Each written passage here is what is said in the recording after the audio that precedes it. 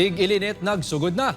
Health experts nagpaandam sa mga balitian nga pwede makuha sa mga tao kag kasapatan bangod sa tumad kay init katsyempo. Si John Sala nakatutok. Sa pagtakop sang amihan season, nagsugod naman ang dry season. Halin sang Enero tubtob una nga semana sang Marso, naglabot sa 38 tubtob 40 degrees Celsius ang pinakamataas ka heat index sa Iloilo City. Apang sugod subong, posible pa ini maglabot sa 42 degrees Celsius. Suno sa pag-asa Iloilo tunga-tunga sang Abril, tubtob Mayong ginalauman nga peak sang tig-ilinit. Expect naton medyo mainit o kung less na yung mga pag-ulan na eksperyensya naton. Nabtan sang news team nga nagapahuway sa maharon nga parte sang talamnan ng mangunguma nga si Mercy kay inasang udto. Bangod kuno sa tuman kay init ka tiyempo, nagabalon gid ini sang tubig kag nagapasilong.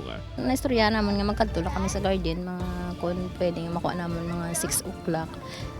For 6 o'clock mapag-garden na kami nga hindi pa tama ka init. Tapos pag 8:30 or 9 nga maano na kami, takas na kami. Suno sa isa ka health expert, high risk sa mainit ka tiyempo ang mga senior citizen kag may mga balatian. Lakip sa mga pwede ma-eksperyensya ng heat stroke, heat cramps kag heat exhaustion. And the most important is hydrate yourself.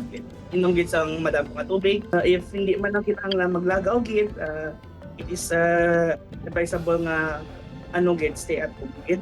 Ginapanugyan man nga hindi pagkalimtan ang pag-inom sang maintenance medicine kag paglikaw sa pagsuksok sang bayo nga madamol ang tela. Lightweight and not so thick na mga kasuotan. So, I mean, syempre, hindi naman natawag sa mga likawan kay sa mga students naton, may mga naka-uniform pa, iba may mga blazer pa gani iban. So, syempre, mas mayo matali nga nga if ang mga schools na nag-implement sa mga muna nga policies, tali medyo ma-regulate Manila.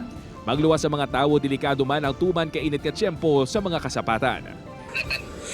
At all times dapat may ara gid siya available nga tubig, and also pwede kita kahatag sang multivitamins and electrolytes to prevent sang dehydration. Importante man nga mapasilungan ang mga ini. Naaga pa man sila namon ginalawig tapos before 9 nga mainit na gid ang kuan sang tiyempo namon napasilungan sa mga dalom sang kahoy. Upood kay Hansi Sherto, John Sala. 1 Western Visayas.